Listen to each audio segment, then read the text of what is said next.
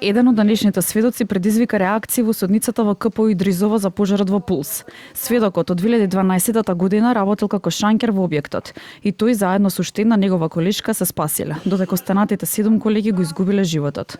Според реакциите, претходната дениот негов исказ во обвинителството е контрадикторен и различен од денешното сведочење.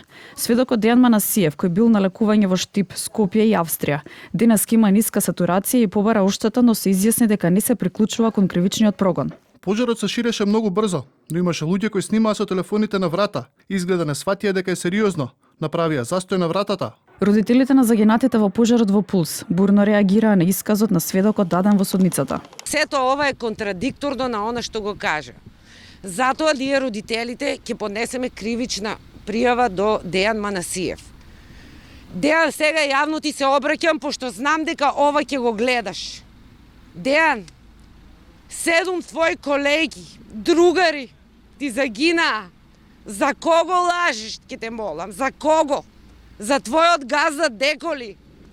Дека плафонот не бил спуштен.